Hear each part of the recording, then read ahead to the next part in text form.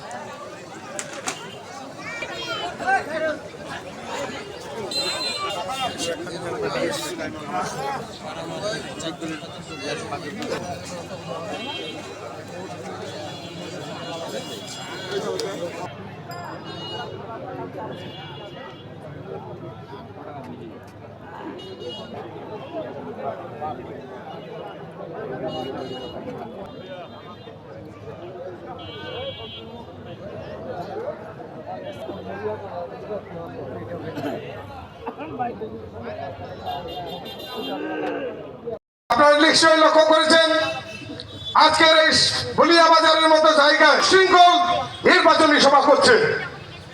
আজকের এই জনসভায় প্রমাণ করে আপনাদের দেওয়া মূল্যবান ভোট দিয়ে এমপি এবং আমার আগামী দিনের এদেশের প্রধানমন্ত্রী দেশনেত্রী বেগম খালেদা জিয়া, দলের বর্তমান চেয়ারম্যান জনাব তারেক রহমান, যার বিশেষ ধরে থাকবো একটু। হ্যাঁ ঠিক আছে ভাই। জি, আমরা একটি নির্বাচনের জন্য, সুষ্ঠু নির্বাচনের জন্য, গণতন্ত্রের জন্য সংগ্রাম করে পরিশেষে অনেক একটি এমপি পদে পদায়নের নির্বাচন নয়, এই নির্বাচনকে ঘিরে অনেক আশা আকাঙ্ক্ষা, অনেক শঙ্কা আজকে আমাদের সামনে হাজির হয়েছে। এটি গতানুগতিক কোন আওয়ামী লীগ বিএনপি নির্বাচন নয়। এই নির্বাচনটি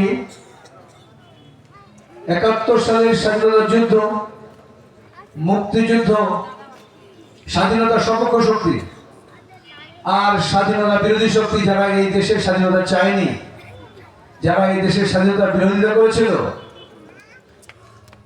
ওই পক্ষ এবং এই পক্ষ, স্বাধীনতা সপক্ষ শক্তি এবং বিপক্ষ শক্তি, দুইটি শক্তি, স্বাধীনতা বিপক্ষ শক্তি আজকে আমাদের এই দেশে, যে দেশটি তারা চায়নি, যে দেশের স্বাধীনতা চায়নি, তারা আজকে জনগণের কাছে এসে ভোট চায়, এই দেশের ক্ষমতায় ভাগ বসাতে চায়, এই বিগঞ্জ কাহারুলের নেতৃত্বে আসতে চায়।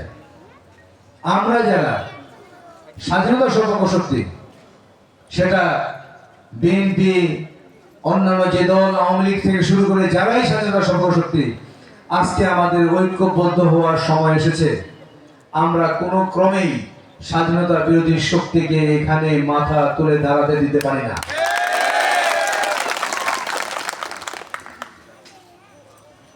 আমি সবাইকে অনুরোধ করব, আপনারা যদি এই দেশের স্বাধীনতার সার্বভৌমত্ব রক্ষা করতে চান, আমরা যদি চাই আমাদের ৩০ লক্ষ মা বোনের বিনিময়ে, তাদের শহীদদের বিনিময়ে যদি আমরা এই দেশের স্বাধীনতাকে রক্ষা করতে চাই, সার্বভৌমত্ব রক্ষা করতে চাই, তাহলে আমাদেরকে ঐক্যবদ্ধ হতে হবে।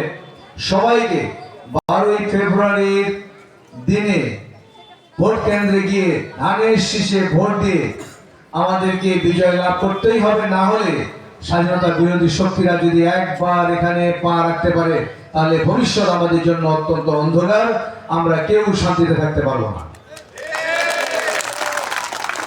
আমি বাংলাদেশ জাতীয়তাবাদী দলের পক্ষ থেকে আমাদের নেত্রী মরহুমা বেগম খালেদা জিয়া, যিনি 3 বারের প্রধানমন্ত্রী ছিলেন এবং সবার কাছে একজন শ্রদ্ধেয় গ্রহণযোগ্য ব্যক্তি ছিলেন, মহিলা ছিলেন, তার যোগ্য উত্তরসূরি জনাব তারেক রহমান আমার উপর আস্থা রেখে আমাকে ধানের শীষে মনোনয়ন দিয়েছেন। আমি 12 তারিখের নির্বাচনে ধানের শীষের পক্ষ থেকে এই নির্বাচনে অংশগ্রহণ করছি। আমি যদি আপনাদের সমর্থন, আশীর্বাদ, দয়া এবং ভোটের মাধ্যমে যদি আমি নির্বাচিত হতে পারি, তাহলে আমি কি কি করব নিশ্চয়ই আপনাদের জানার ইচ্ছা আছে।